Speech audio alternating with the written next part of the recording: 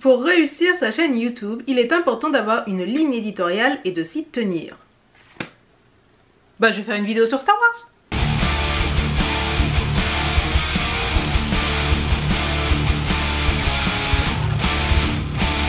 Bonjour à toutes et à tous et bienvenue pour cette nouvelle vidéo sur Blood is the New Black. J'avais prévu de faire une vidéo totalement différente aujourd'hui, mais il faut qu'on parle. Il faut qu'on parle de Star Wars, il faut qu'on parle de Star Wars 9. Ça fait 3 jours que je l'ai vu et je ne suis toujours pas remise. Donc j'ai décidé que nous allons faire genre une chronique, avis, etc. de Star Wars 9. C'est 100% spoil. Vraiment, si vous regardez cette vidéo, c'est soit que vous avez déjà vu le film, soit que vous n'avez absolument rien à faire de vous spoiler, parce que je suis là pour me déverser, pour parler de Star Wars, pour avoir une sorte d'exutoire, parce que je suis quelqu'un de civilisé, je ne spoile pas sur les réseaux sociaux. Donc depuis 3 jours, je me retiens de dire quoi que ce soit, alors que à l'intérieur je suis en PLS. Du coup on va spoiler, c'est parti. Au passage, petit disclaimer, si là toi là qui regarde, tu es arrivé ici juste parce que t'as tapé dans YouTube Star Wars et que t'es tombé par hasard sur ma vidéo, je n'ai aucune prétention d'être critique de cinéma. Il y a plein de chaînes YouTube qui le font beaucoup mieux que moi. Cette vidéo elle est juste là pour que je donne mon avis. On a tout à fait le droit d'être complètement en désaccord, tu as tout à fait le droit d'être un des haters de ce film. Je te demanderai juste d'être vaguement respectueux en commentaire. Le problème de Star Wars, c'est que c'est une saga qui pour beaucoup d'entre nous touche au cœur. Star Wars fait partie des sagas qui m'ont fait grandir, Star Wars fait partie des sagas qui sont avec moi depuis mon enfance, puisque j'ai découvert la trilogie originelle, je devais avoir je sais pas 7 ans peut-être, quelque chose comme ça, et je ne me suis jamais arrêtez. Vous le savez si vous me suivez sur Twitter ou si vous me suivez sur Instagram, vous savez que mon amour pour Star Wars est genre énorme. J'ai fait des tonnes de dessins de Star Wars, j'ai lu des tonnes de livres de Star Wars, bref, j'aime Star Wars. Et à partir du moment où il y a quelque chose que l'on aime et qu'en plus on est sur la fin d'une trilogie, et bien forcément on a des réactions qui sont des réactions pas forcément logiques, mais des réactions qui viennent du cœur. Et c'est pour cela que les critiques etc sont souvent soit toutes blanches soit toutes noires. Alors je vais essayer de ne pas être justement dans le tout blanc ou dans le tout noir, mais plutôt d'être un petit peu objectif, même si je vous donne directement mon avis global, si vous voulez déjà commencer à rager en commentaire. J'ai adoré ce film, j'ai vraiment apprécié ce film, j'ai apprécié la fin même si elle a complètement brisé mon cœur. Je suis consciente du fait qu'il y a un certain nombre de problèmes qui sont liés à plein de choses et notamment à l'épisode 8. Je suis d'accord qu'il y a des facilités, je suis d'accord que oui il y a du fanservice absolument gratuit, mais d'un autre côté c'est Star Wars, ça fonctionne, ça m'a fait pleurer, mais on va quand même en parler un peu plus en détail. On va voir ce que moi j'ai trouvé bien amené, ce que j'ai trouvé intelligent, ce qui a fonctionné avec moi, et quand même les défauts du film parce qu'il y en a.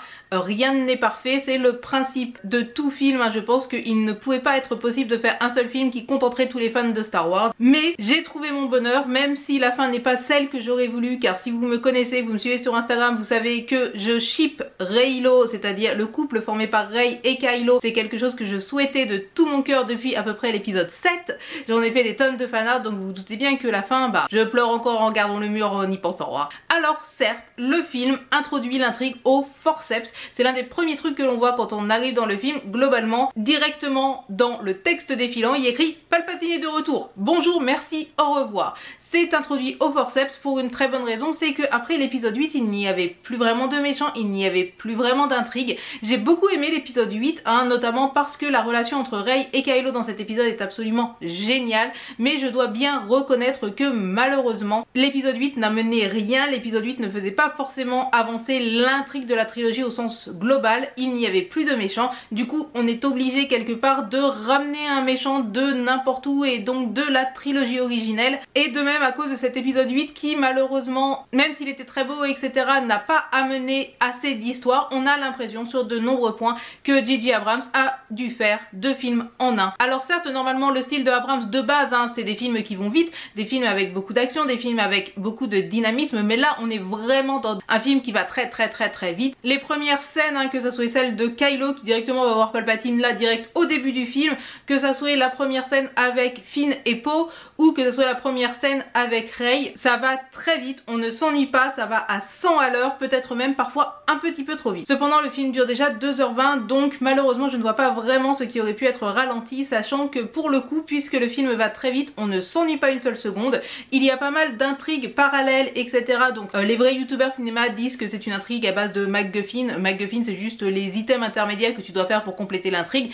Hop, ça y est, j'ai droppé le mot, je suis une chroniqueuse cinéma avec une street cred maintenant, c'est bon. Le film va très vite, mais d'un autre côté cela nous permet d'avoir aussi pas mal de jolies planètes. On a plein d'univers, que ça soit la planète qui est la planète Bollywood, etc., où ils arrivent en plein festival du désert avec des poudres de couleurs qui rappellent clairement Holi, ou alors la planète avec de la neige où on retrouve un petit peu l'ancien gang de Po, ou alors encore la planète des Sith, Exegold, avec ses teintes rouges absolument magnifiques. Bref, la rapidité du film permet de nous donner vraiment pas mal de jolis paysages à voir, de jolis univers, et moi ce que j'aime dans Star Wars c'est aussi tout ce qui est un petit peu non dit, tout ce matériel qui est là pour que nous, fans, puissions faire nos propres histoires, qu'on puisse aller lire des trucs sur l'univers étendu, etc. Star Wars c'est ça aussi, et sur moi ça a marché. Quelque chose d'autre que j'ai beaucoup aimé dans le film, c'est la dynamique un petit peu différente entre les personnages et surtout la présence du trio, car c'est un petit peu la première fois que l'on a vraiment Rey, Poe et Finn ensemble. Dès le début, genre dès la première scène où il apparaît, j'ai trouvé aussi que le personnage de Poe prenait enfin forme comme il le devait, puisque depuis le début on sent que Poe ça pourrait être un nouvel Han Solo sans être vraiment un Han Solo, mais là il y est vraiment, c'est-à-dire qu'il a le côté casse-cou. On le voit aussi sur sa tenue, il a une tenue qui est quand même beaucoup plus proche du baroudeur de l'espace que juste du pilote qu'il était à la base.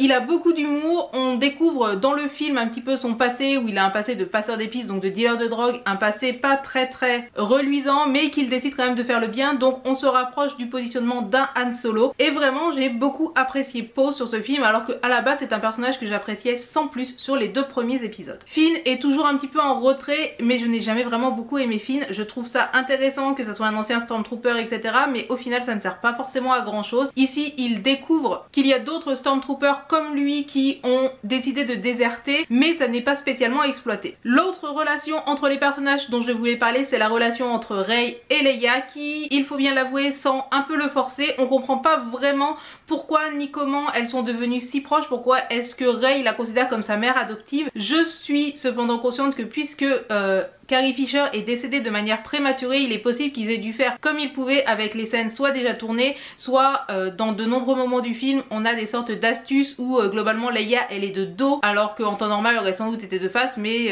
on sait ce qui s'est passé, donc ça je l'accepte. Pour ce qui est de l'intrigue, elle est extrêmement dirigiste et elle fonctionne beaucoup au coup de chance, hein. C'est vraiment oh on a besoin de faire ça, pour cela il faut remplir l'objectif A, oh là là l'objectif A est sur la planète machin truc chose, oh bah bizarrement planète machin truc chose, on s'enfuit et on tombe par hasard directement sur le bon truc qui va nous donner accès au truc d'après. Donc c'est vraiment très simple. Moi sur plusieurs points, et notamment la planète du désert, j'ai eu l'impression de voir un jeu vidéo, c'était vraiment très dirigiste. Après est-ce que cela m'a gêné? Pas tant que ça m'a gêné un petit peu sur le moment, et après je me suis dit bah écoute c'est Star Wars. Dans la trilogie originelle aussi il y a plein de choses par hasard, genre Luke il crache son vaisseau et puis bizarrement la première chose qu'il voit c'est Yoda, etc. Et du coup une fois qu'on commence à accepter ça, une fois qu'on commence à accepter d'autres choses un petit peu ramenées au forceps, comme le concept de dyade qui est en réalité la raison pour laquelle Kylo et Rey sont reliés. Donc la dyade c'est un mot qui n'a jamais été employé dans les films précédents et qui là est genre tout le monde est au courant, tout le monde sait ce qu'est la dyade, etc.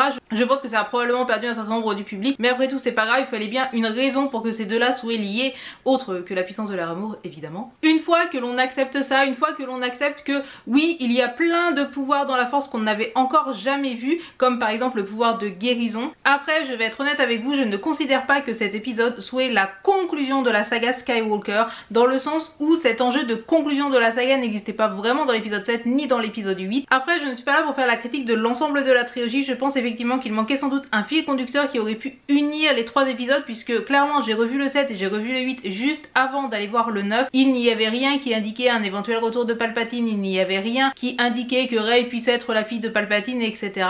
Je pense que cette trilogie a souffert d'un manque de fil conducteur. Je n'aime pas la prélogie, mais au moins on ne pouvait pas nier à la prélogie d'avoir au moins cette qualité. Personnellement la raison qui fait que j'ai beaucoup aimé cette trilogie, c'est globalement la relation entre Rey et Kylo, parce que je suis une grosse fangirl. Je n'ai pas non plus énormément d'opinions sur est-ce que J.J. Abrams est ou non crédible en tant que successeur à George Lucas. Ce qui est sûr c'est que dans les 2 films qui ont été faits par J.J. Abrams, on sent réellement une sorte de respect pour la trilogie originelle et on trouve énormément de clins d'œil à celle-ci. Cela se voit jusqu'à la fin qui au final boucle un petit peu la boucle en revenant sur Tatooine. C'est quelque chose qui globalement est là à la fois pour flatter les fans et à la fois qui montre une sorte de respect à l'univers de George Lucas, ce que le 8 ne faisait pas forcément. Est-ce une bonne ou une mauvaise chose. Honnêtement, je n'ai pas vraiment d'idée. Sur certains points, j'ai apprécié par exemple le 7, même si effectivement le 7 n'est que une redite du 4.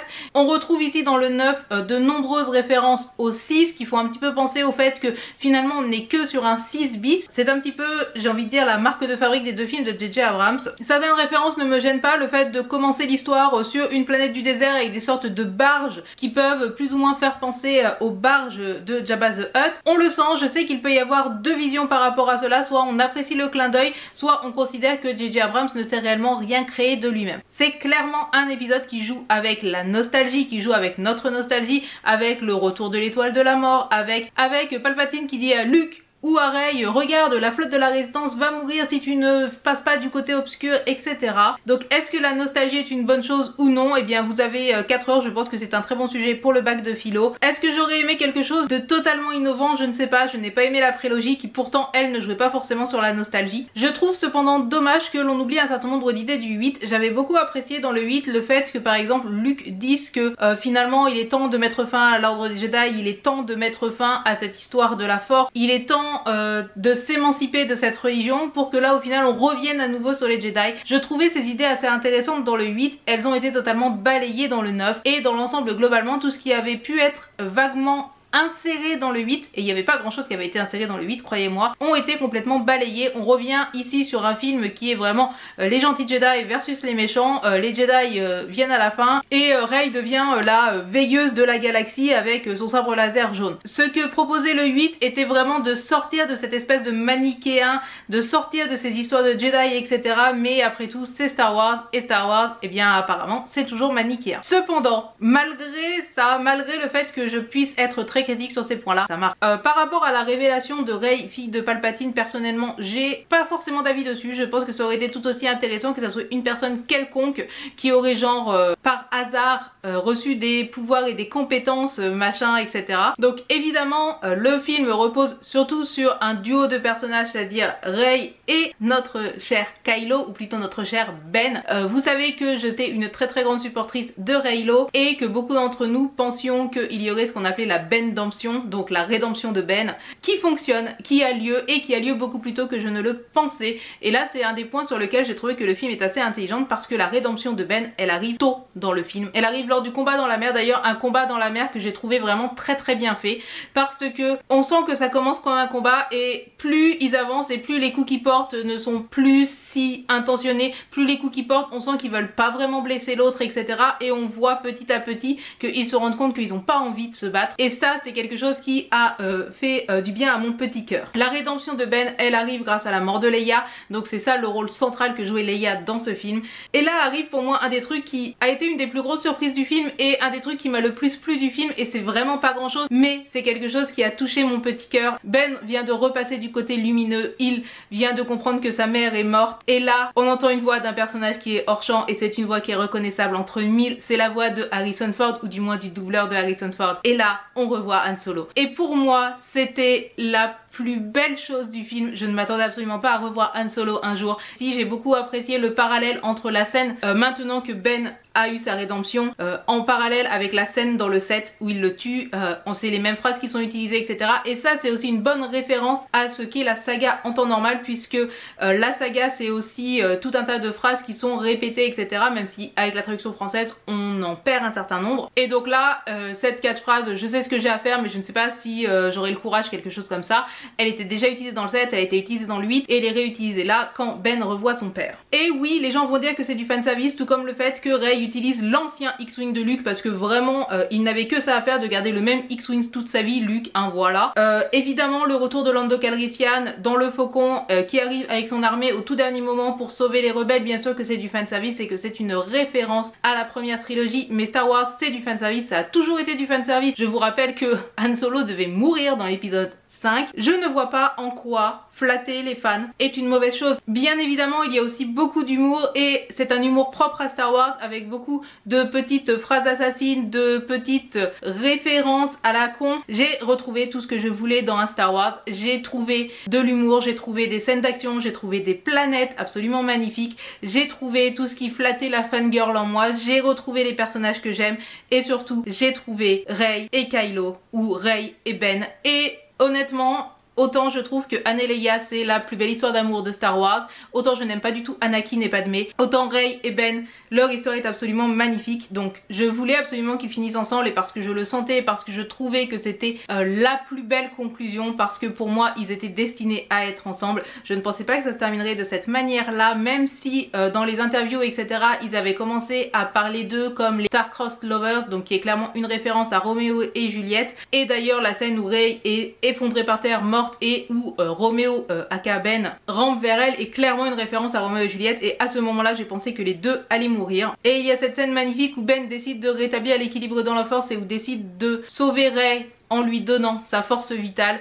Et ce sourire, et ce baiser, et ce sourire, etc. Lorsqu'ils se sont embrassés, j'étais à deux doigts d'applaudir, j'étais si contente. Et lorsque Kylo s'est effondré, mon petit cœur s'est brisé pour l'éternité. Mon petit cœur s'est encore plus brisé pour l'éternité quand j'ai vu qu'il ne revenait pas en fantôme de la force. J'aurais tellement voulu qu'il soit là en fantôme à côté de Rey sur Tatooine. Ça aurait été ma fin parfaite, mais malheureusement ça n'a pas été le cas. Cette fin m'a brisé le cœur parce que cela fait maintenant près de 5 ans je pense, depuis la sortie du 7, que je dis que Rey et Kylo doivent finir ensemble, que j'ai fait des tonnes de fanarts dessus et que je rageais parce que aucun des critiques cinéma et tout que je regardais quand ils parlaient des trailers ne parlait du Reylo. Sur les internets il y a une très forte communauté de gens qui étaient fans de ce couple et qui produisaient des fanarts etc, et qui étaient souvent méprisés par un bon nombre de fans de Star Wars. Et le Reylo mais Ben est mort. Mon petit cœur est brisé, mon petit cœur a envie de faire des fanfics, de faire des fanarts, de parler de cette espèce de deuil que je dois faire. Cela montre à quel point Star Wars a fonctionné sur moi et à quel point Star Wars est et sera toujours pour moi une saga qui fonctionne, parce que c'est une saga qui me fait ressentir des trucs, et il y a très peu de films pour lesquels j'ai un tel amour pour les personnages. Je veux dire, Han Solo, ça fait 20 ans que j'aime ce personnage, et lorsque je le revois en 2019, que j'entends juste sa voix, je me mets à pleurer. Je pense que Star Wars c'est une saga qui pour beaucoup d'entre nous est une saga émotionnelle, c'est une saga dans laquelle on se retrouve, c'est une saga qui unit des tonnes de personnes de par le monde. Et même si cet épisode a plein de défauts, même si l'épisode 8 aussi a plein de défauts, même si plein de choses sont mises au forceps, j'ai trouvé que ça marchait, j'ai retrouvé tout ce que je voulais dans Star Wars, des histoires fortes, parfois qui brisent le cœur, des tonnes de planètes, un énorme matériel pour faire des fanfics et se faire ses propres histoires après, parce que c'est ça aussi qui fait la force de Star Wars. Là on a découvert plein de choses, il y a le passé de Poe, je suis sûre qu'il peut y avoir plein de livres sur le passé de Poe ultra intéressants. Rey, on sait qu'elle a lu des tonnes de choses par rapport aux connaissances Jedi, vu qu'on la voit utiliser les anciens livres qui étaient sur la planète de Luke. On peut tout à fait imaginer une histoire où Rey utilise ces livres pour faire revivre Ben. Oui je sais, ça n'aurait pas de sens, mais j'ai le droit de rêver et de me faire des fanfics dans ma tête, ok? Donc je suis à la fois en deuil et en même temps je trouve que cette fin qui m'a brisé le cœur fait que c'est la raison pour laquelle je vais autant aimer cette trilogie. Oui, il y a plein de défauts, oui on peut dire que aller à cheval sur des destroyers, et bah c'est un petit peu débile, on peut dire que Rose a disparu, on peut dire plein de choses, mais pour moi ça a marché. Je suis à la fois en deuil et je suis à la fois extrêmement heureuse de savoir que même en 2019, plus de 20 ans après ma première découverte de Star Wars, et bah Star Wars fonctionne encore, Star Wars me brise encore le cœur. Donc voilà, c'était ma chronique de Star Wars qui était juste Seraph a besoin de se déverser d'un endroit où spoiler tranquillement et parler de cette PLS qui la hante depuis 3 jours. Si vous avez vu le film, je suis très curieuse d'avoir vos propres avis en commentaire. L'avez-vous aimé? L'avez-vous détesté? Étiez-vous un adepte du Reylo? Pensez-vous que Poe fonctionne? Pensez-vous que Finn va finir plutôt avec l'ex-Stormtrooper, avec Rose ou avec Poe? Dites-moi tout. Quel est votre attachement à la saga? À quel point Star Wars est-il important pour vous? Parlons-en en commentaire. C'est un endroit où vous pouvez spoiler tranquillement puisque c'est écrit en gros aujourd'hui. On spoil. J'espère que cette vidéo vous aura plus ou moins plu, plutôt plus que moins. Moi en tout cas j'avais besoin de la faire et j'avais besoin d'avoir un endroit sur internet où je puisse spoiler en paix. Si vous avez aimé cette vidéo, vous pouvez toujours passer sur mon Utip ou quoi que ce soit, hein, peu importe, vous connaissez les bails. Vous pouvez me rejoindre sur Twitch aussi, je me suis mise à Zelda et a priori ma passion c'est de mourir à Hyrule, hein. Je crois que je suis déjà morte 70 fois alors que je suis genre au premier donjon. Tout va bien. Sur ce, en attendant la prochaine vidéo, n'oubliez surtout pas d'allumer la lumière, et maintenant on le sait, le sabre laser c'est une très bonne lampe torche. Et en attendant la prochaine vidéo, je vous dis à très bientôt et que la force soit avec vous. Tchuss!